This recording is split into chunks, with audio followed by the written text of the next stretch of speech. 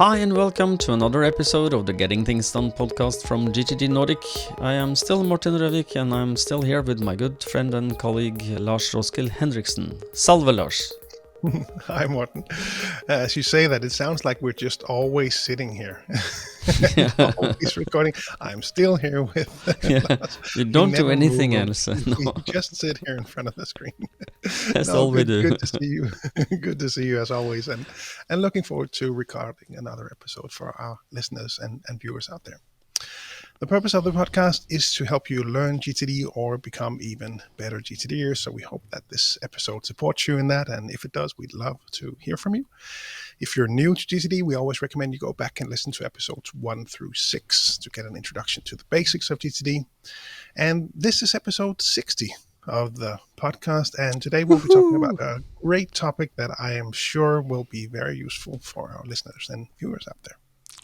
Yes, indeed. And this is, you dubbed this episode Great Meetings with GTD. And I'm sure that before GTD and maybe even after GTD, everybody around you don't have GTD, then you have been in not so good great meetings, I guess. Mhm. So maybe we should have visits into our memories of meetings we've been to, just to give the contrast, or maybe what's normal for a lot of people out there.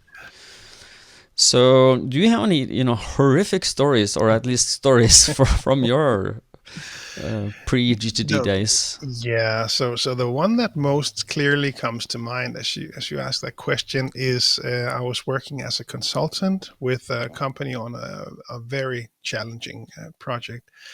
And there was this meeting culture that, and I think there's a law about this as well, that things tend to take up the amount of time that we set aside for it. And there was this, and I don't know if that came in with me or whether that was already there, but we had a pretty clear agenda. So that part was okay. But then let's say we were 6, 8, 10 people maybe gathered. We sat down, we went through the agenda, we were done after 40 minutes. And then there would be this tendency from the meeting leader to say, okay, so what else should we talk about? Who has something to discuss?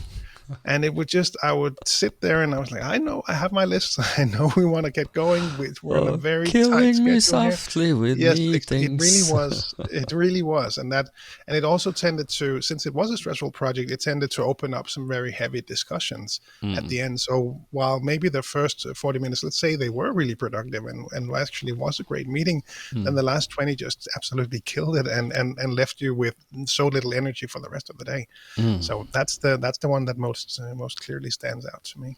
I don't know. What about you? No, well, one of the, I categorize horrific meetings. It's like we have one we call, where no agenda meetings, where you've always had this meeting. It's just at some point it had a point, but not anymore. Yeah.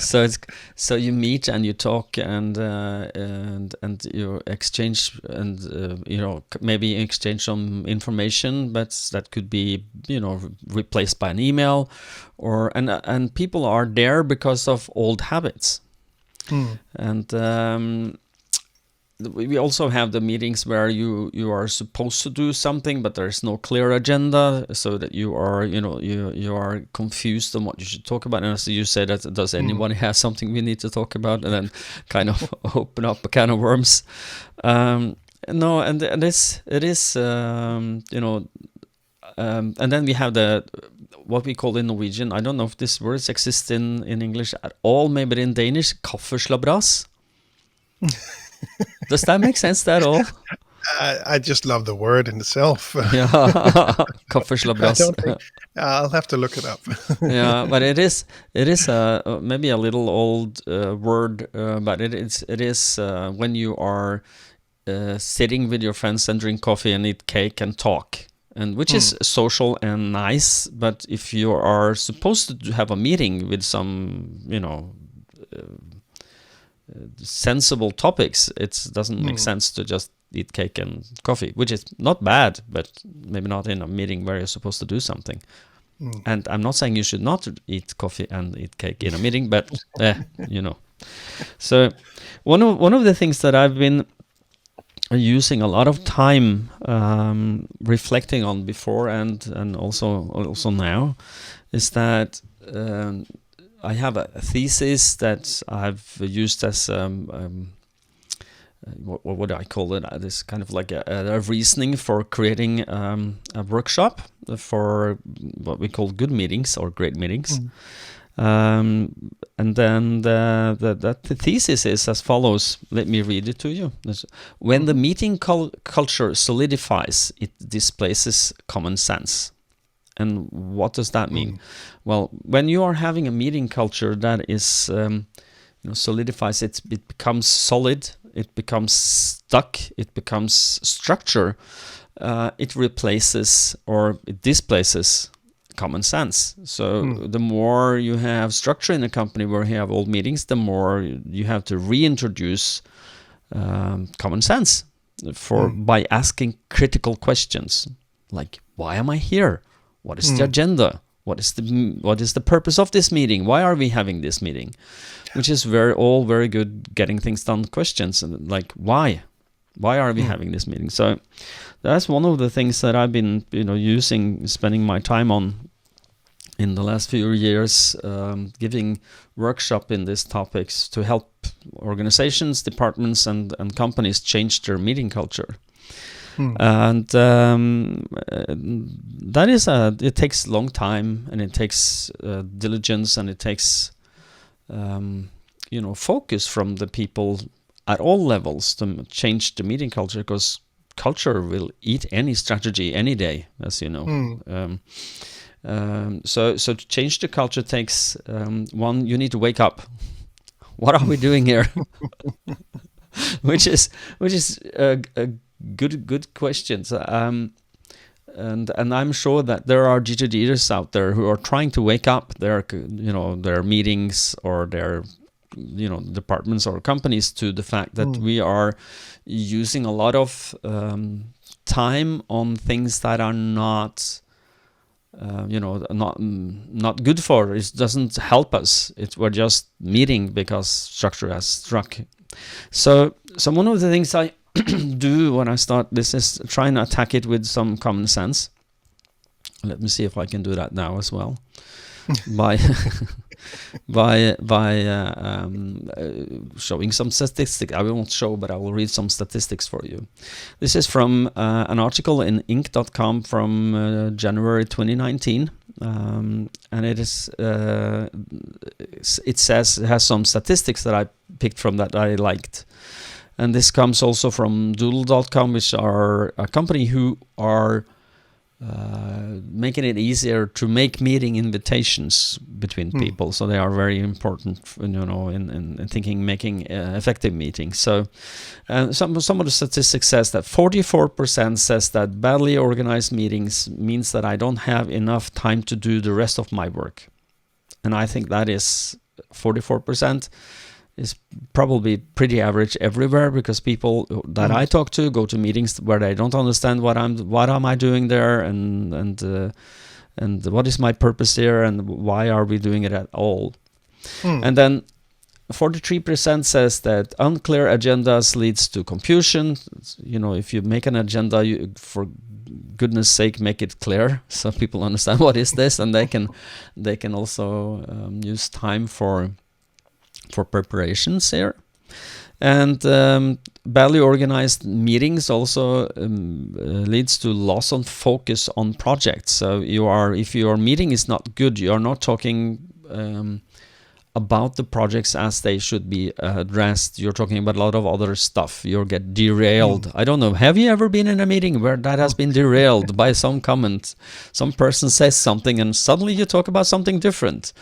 Yeah, and exactly. which might be good, but might not. And it is the. I will come back to that, to the meeting leader's responsibility in a meeting. So and then and 31% says that there are irrelevant participants in the meetings that are lowering the progress of the meeting, so that people are there who are not relevant and then start opening their mouth, and then suddenly you are derailed, or at least you're not moving as fast as you could. And then which is really this last one is 26%. This is important because it handles the relations between a client and a supplier of some service. So if you are a supplier of some service to a client, if you don't have good meetings with your clients, it says ineffective processes in meetings weakens the relationship between supplier and client. Which means that every fourth meeting that you have with a client is not, an effective meeting. So do something about that, for goodness sake. And there are some differences between the countries here. So let me see, find a lost time as because of bad meetings. In Germany, it's actually the highest number is 74%. People say that I lost time because of bad meetings. In the UK, 72%, and the USA wins here with 68%, only 68%. Which is, by the way, 68, 74 doesn't matter. It should be 0, or at least as close to 0 as possible. Yeah. I'm not saying that we should not always, and I want to say that when I talk about this, because a lot of people will then think, he will be really strict and we should not have any fun in the meetings. No, I'm not saying that, but we should have effective meeting, and we can have enjoyable meetings, but we should stay on topic. We should not drift. We should, make effective meetings. So, and then my last statistics for today to talk about this is what does it cost to have bad meetings? And there is this is a Norwegian his name is Terje Strøm. He writes for in the Dagens Næringsliv, one of the premier business newspapers in Norway. He says that 11 billion Norwegian kroner is squandered away because of bad meetings. 11 billion, and this is Norwegian kroner, and we are a small nation, and then we are maybe 5 million people, so maybe this is for easy sake, $1.1 billion. And then how many people are there in the US compared to Norway, or in Denmark compared to Norway? You're like twice our size, are you not? No, we're about the same. It's the same. Okay. Yeah. So 11. But I think so. If the US is 300 million, then times 60, right? So it's a lot of money. It's a lot of money. So not to waste time and money, we need to talk about how can you recognize a great meeting? So I have some talking points there, and we can walk through them, and you can give me your comments if you want. So I've recognized these topics these items as important for understanding if you're in a good meeting or not. So the first point I've written down here is everybody understands what our desired outcome with this meeting is. Does that make sense? Absolutely. Mm-hmm. And we understand what the meeting should result in. Is it, what is our decisions? It should, or when we are there, are we going to result in decisions and next actions, or are we just going to discuss things? And then we have everybody comes on time, which has actually become better now that we are in Zoom land or in Teams land, I think.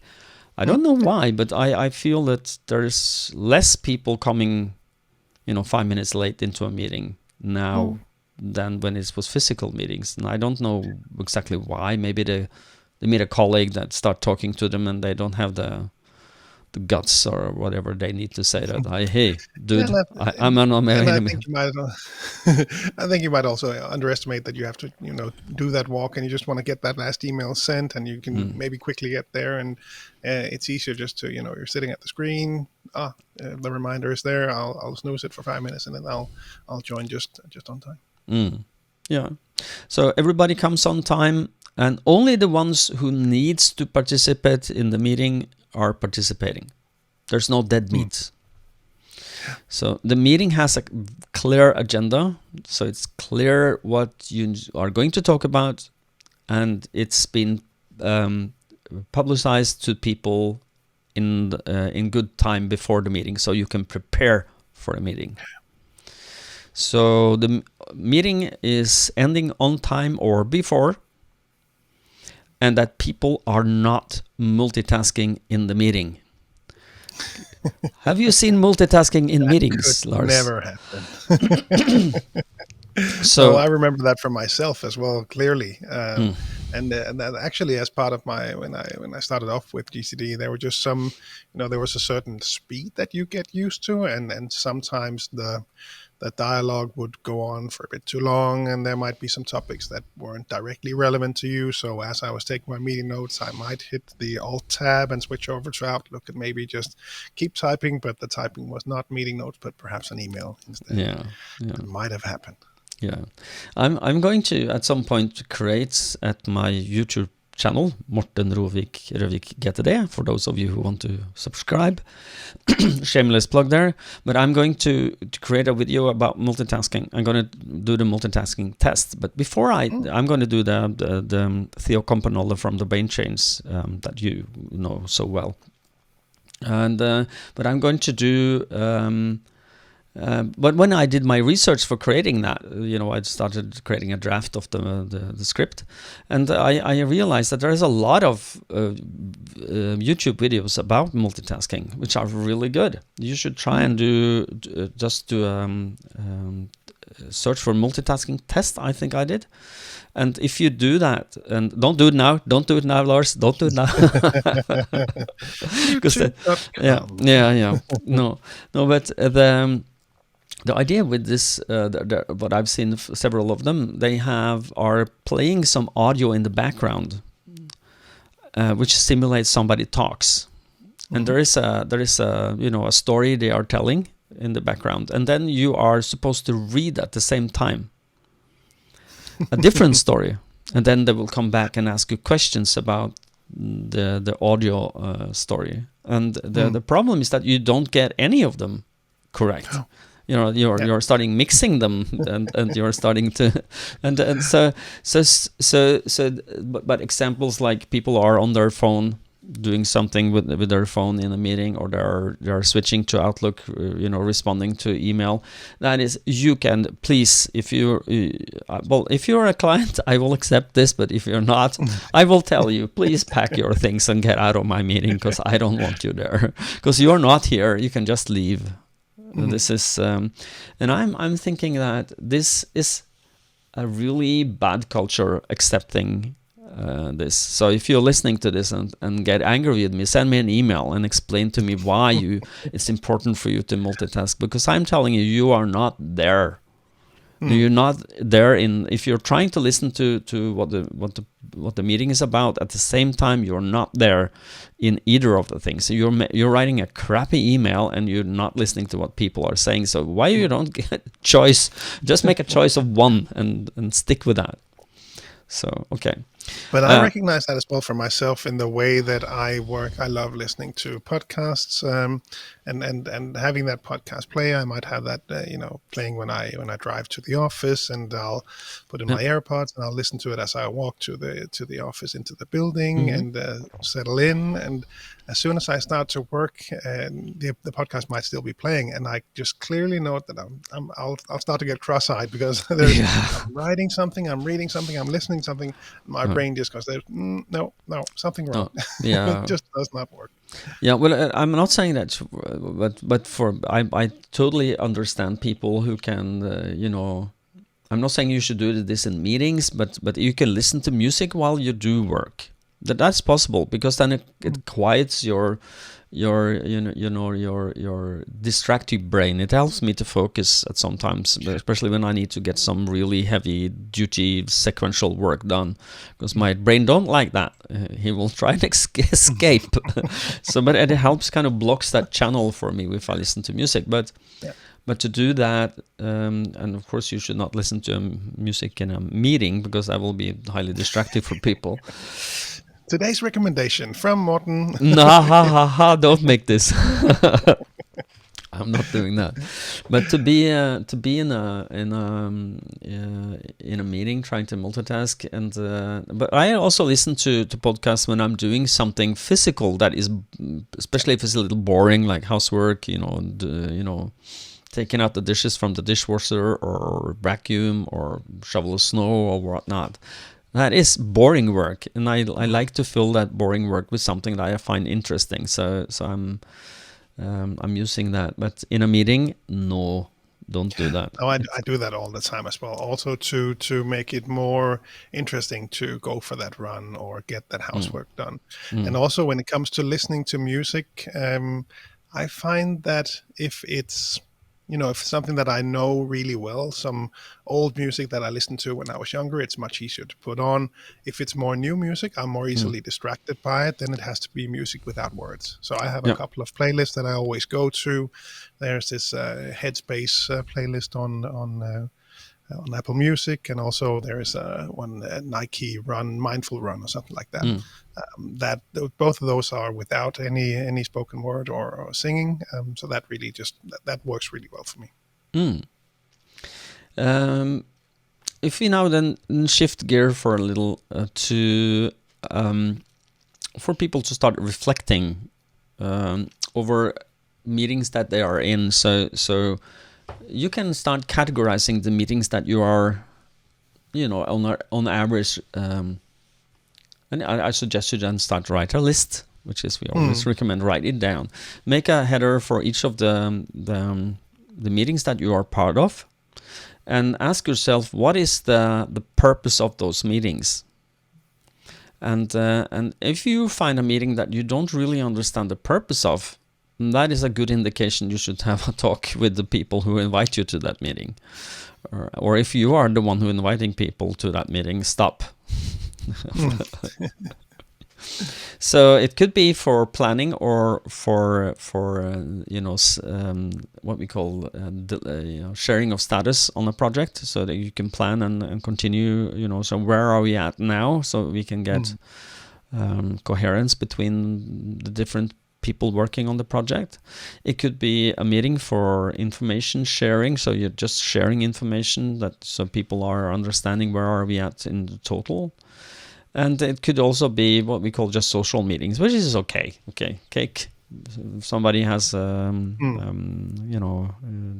birthday, and then just eat the cake.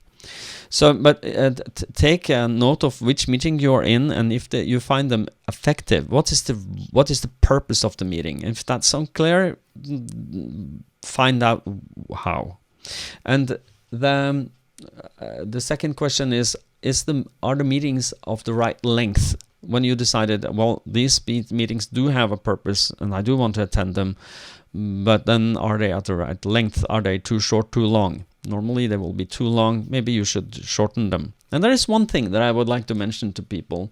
I know I do it myself, but I don't like that idea that all meetings should be on the hour. 1 hour or 2 hours or 3 hours. That makes no sense to me. So if there's some way that, and it is a way to do that on the server side of Exchange, for those of you who are on Exchange, that you can set the meeting, the default meeting time to be 50 minutes, for instance. So you have 10 minutes to go, visit the toilet, grab another cup of coffee, and maybe even read the agenda for the next meeting, so that you can, So that makes a lot more sense. Have you seen that in the wild? Some people are using that. Yeah. And you can do that yourself as well. So in more recent versions of Outlook, you can go in there and set that standard yourself. And I've seen this as a company standard as well, that they did this on the server side.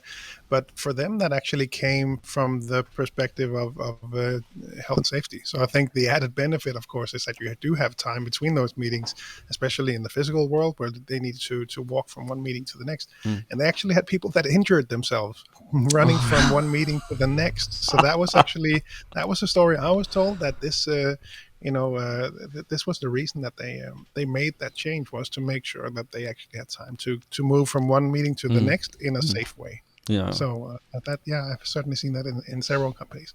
I'm guessing the same for you. Yeah, I have. So, but to do that company-wise or department-wise, make a decision on this. Our meetings are 50 minutes long, or so that you at least have 10 minutes before the next meeting. And I'm gonna challenge you, because a lot of the meetings that I attend and that we see that are physical, people are sitting down.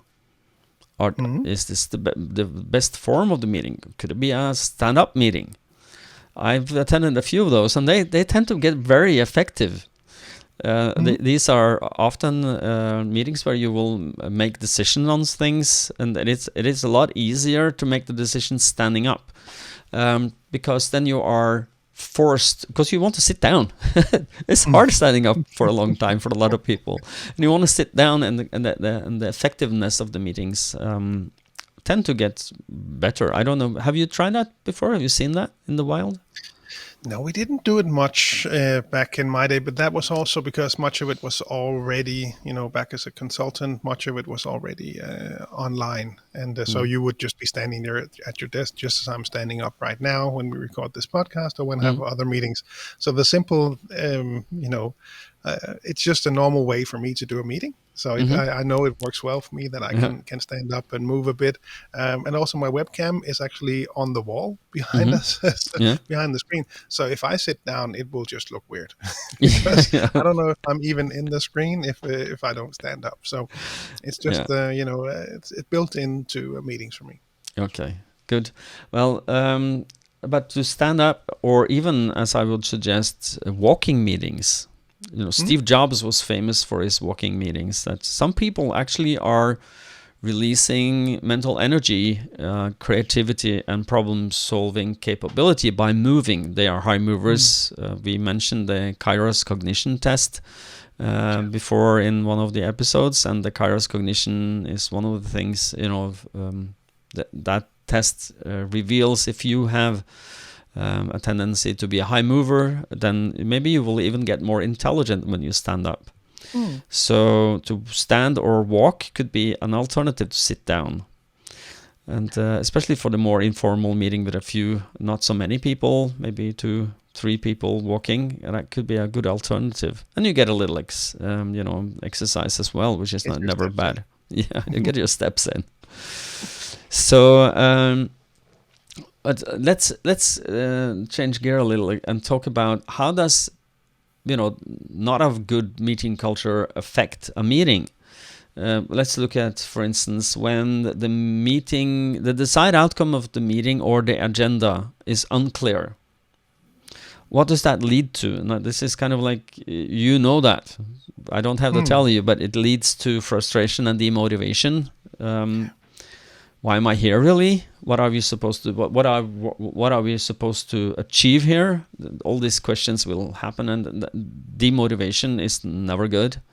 So ask questions. Why am I here? What are we supposed to do here really? And it also gives. Sorry. Yeah, no, I was just going to say it's also really hard to finish a meeting early if you don't know when you would be done. Yeah, exactly. So. Good.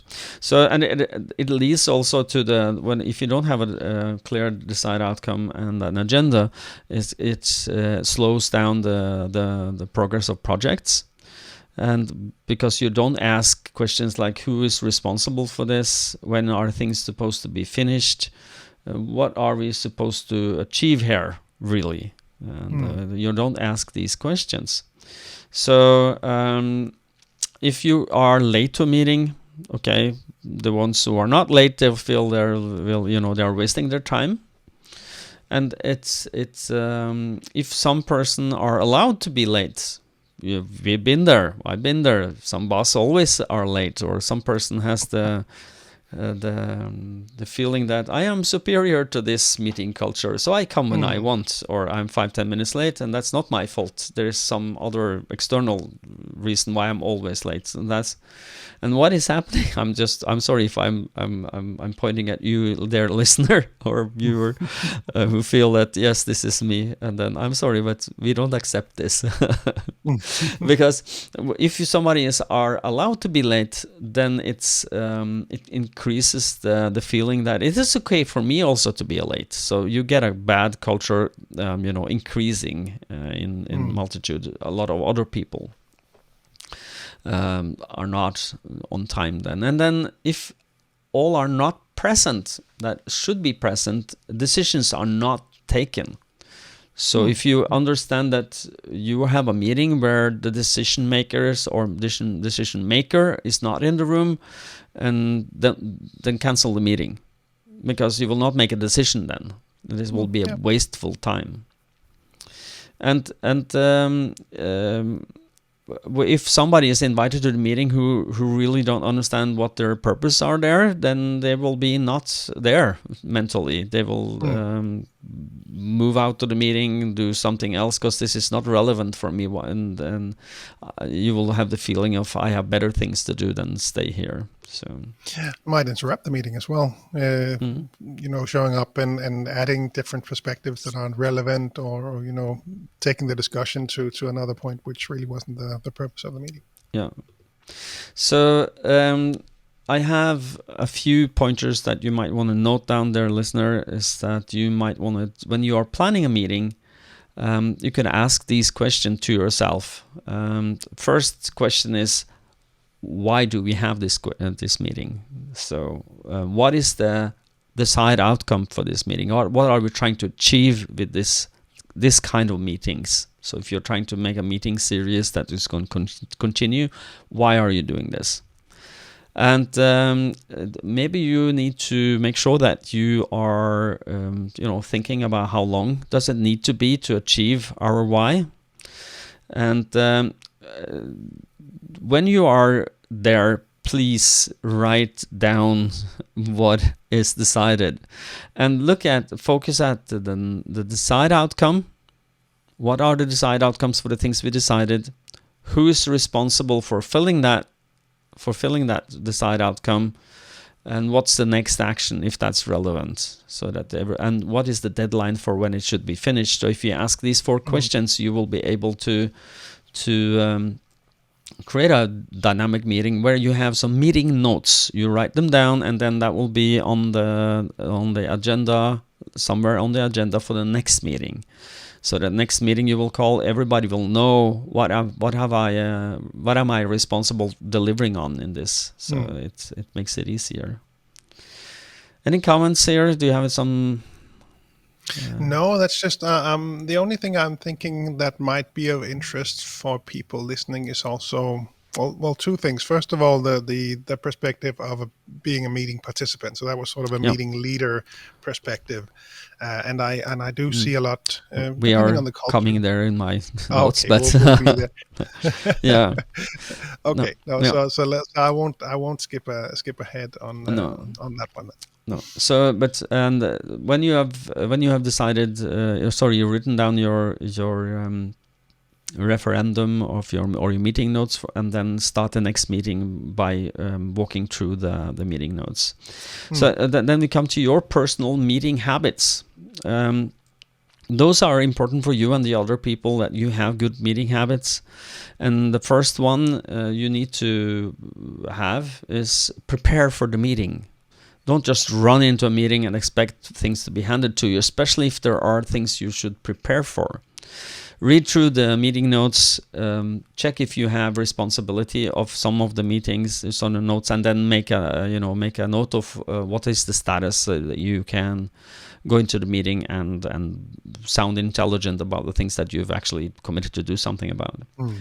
Always bring something to write on and with. Make sure that you have a place to take notes. When you take notes, make sure that you are making. You can use. You just make a little square when there are things in my personal meeting notes that I'm responsible. Next actions that I captured there. Make sure that those are captured.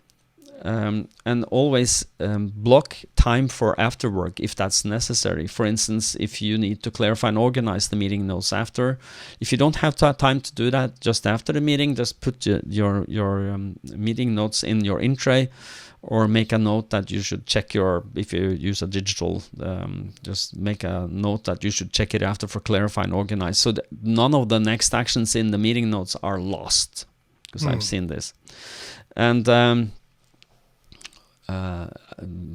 please try and avoid back-to-back meetings, what we call wall-to-wall meetings in Norway, vegg-til-vegg-møter, and because you will not have time to process anything, you'll just run from one meeting to another, and it's totally waste of time if you're not doing something. Then we have what I call good post work after the meetings, and you have to prepare for this. Find all the things that you've prepared, that you've decided to do something, get them into your task management system, and collect and archive all relevant informations that you need to look at. If there is a PDF or it's a handout you need to take care of, make sure that that's not just lost for you. So if you are going back, you can also sound intelligent and appear intelligent, because you have control of everything that is part of that meeting. And do good pre-work for the meeting. Read through the meeting notes, as we said, and check what you are responsible for and status, and then make a little extra time for reflection if you have.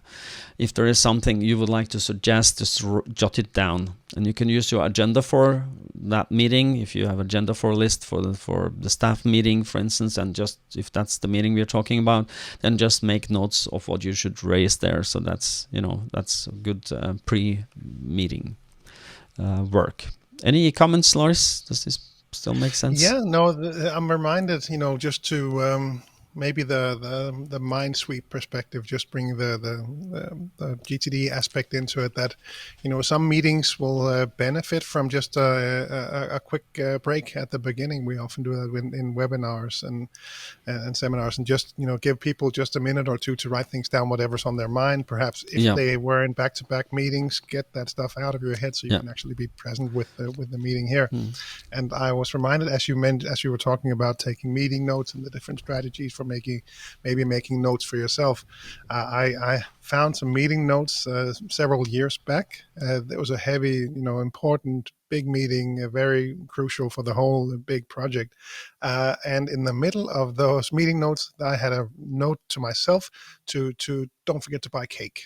So at some point in that meeting, I was reminded to buy this cake, and we on the island where I live, we would say that we make the best version of this cake. And I was on a project in a different part of the country, so I wanted to bring this cake with me.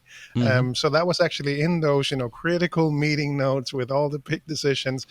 Don't forget cake. So as always, capture whatever shows up. And of course have the practice to run through those notes and make sure that they then migrate into the right places in your system. Yeah. Well, if you have a department or a meeting where you only have GTDers, just do a mind sweep before. It's a good idea. Just 3 minutes mind sweep, and you don't have to tell people what that is. If you are a GTDer, you know what that is. So. So that kind of brings me to the end of my notes for this episode. I just want to reiterate or just bring back that if you are in a meeting culture, if it solidifies, it displaces common sense, and the only way to get it back is to ask critical questions. And by asking critical questions like, why are we having this meeting? What is the purpose? Maybe the two most important questions you can ask. Why are we having this, and what's the purpose? So kind of two sides of the same coin, maybe. But if you don't ask that, you will continue to have bad meetings, and you won't have great meetings with GTD. So why is very important.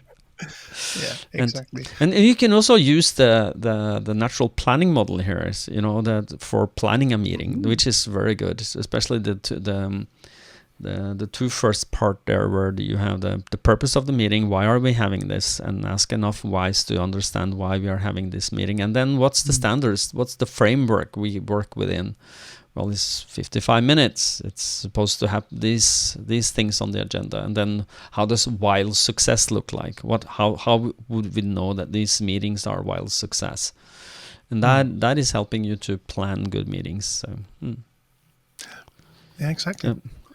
So I think there may be some homework for the listeners and viewers to just reflect on the meetings that they are leading based on the great tips that you shared now, and as well also as a participant, because I often see that, especially when coaching. It will vary from client to client based on the culture there and what their roles and responsibilities are, but it really, I really see some heavy duty calendars really filled up. And there will be cultures where I did a seminar earlier or last month actually now, as we record this, where they would have multiple meetings stacked at the same time. So they might have 3 or 4 meetings from 1 to 2, and how would that even make sense, right? No. So really think through whether you need to be part of these meetings. Ask if you should be there, or if not, then let the people know that okay, can I maybe just get the meeting notes? Can you let me know? Can you? I'll be available, but message me on Teams, and I'll jump into the meeting when you need me for those 5 minutes, and then I'll jump back out, because I have my list of things to do, and I don't have time to sit 55 minutes just listening where I'm just needed 5 minutes. And the other part was that I was reminded when you were walking through it was I had a client that specifically stated that it was so nice now that she could actually walk into a meeting and feel comfortable, that she knew what they were going to discuss, and she actually was aware of the different statuses of the items on the agenda. It just was a big change for her. So there's a lot of value in having good, clear strategies about meetings, and also your own perspective on this. And I would like to ask the listeners a question, and you can answer by writing us an email at podcast@gtdnordic.dk, podcast@gtdnordic.dk.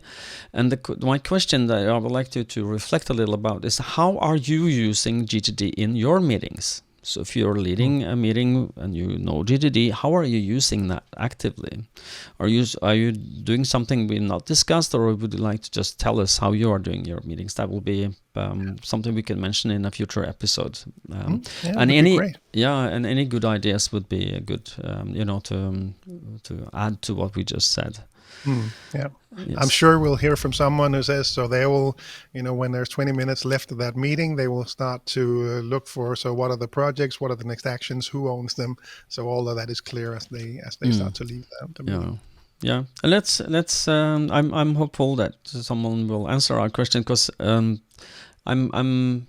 interested to see how are you doing this out there. What are your takeaways? You those of you who call yourself a GTDer, I'm getting things done at the best of my ability, and I use it this way in a meeting. That is I would like to hear that. So please send us an email. Or if you have some challenges, right? So if there are some things that you just feel, it's hard to figure out how would we deal with this in a meeting. Of course, there might be some things that are just cultural. So how will I get out of all those meetings? Well, let's discuss. Let's see if there are any tips we can maybe share. But also, if you're struggling with the meetings, then be sure to let us know as well. Yes, indeed. So I think we have one listener who sent something to us. That's true. Yeah, could you read his email to us? Yeah, sure. So following, I think, the tools episode, we got an email from Jonathan saying, Dear Morten and Lars, always a pleasure to hear how you use tools to maintain a good GTD system. Recently, you discussed DevonThink as a tool, but you made no mention of the very excellent ability to copy item links to individual documents, which can then be pasted into any other system, at least on a Mac, for an instant recall to the document or even page within the document from, for instance, OmniFocus or Obsidian. An excellent tool for capturing notes in text and Markdown. I would refer to a recent episode of Mac Power Users if you're interested in either project. Kind regards from Jonathan Kell. Yeah. Thank you, Jonathan. And You are right. We didn't mention that, and we should have. So thank you for reminding us.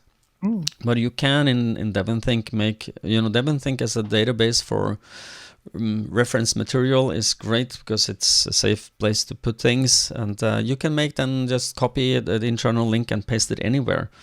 As he says in OmniFocus, I'm using that actively, but also in I use it in Pipedrive for doing that same thing. And good tip. Thank you for bringing that to our attention, Jonathan. So I think we are at the end. Lars, will you take us out?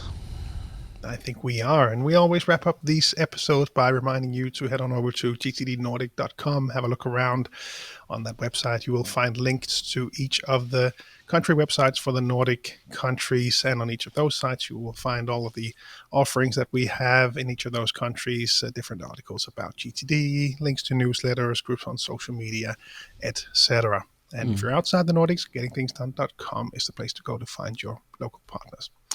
And also, as usual, a quick reminder that if you are not already watching us right now, you could be. So we post these episodes on each of our YouTube channels. So if you want to watch the next episode, head on over there to subscribe. There are links to both of our channels in the show notes, as well as the email address that we just referred to, podcast@gtdnordic.dk.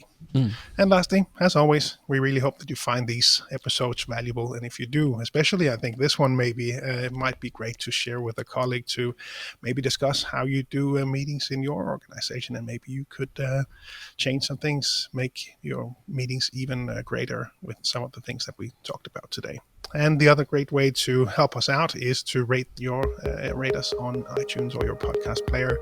It really helps the discoverability of the podcast, so that helps as well. Thanks so much to those of you who have already done so. Indeed. Thank you. And until next time, people, stay safe and stay productive. Bye-bye. Bye, everyone.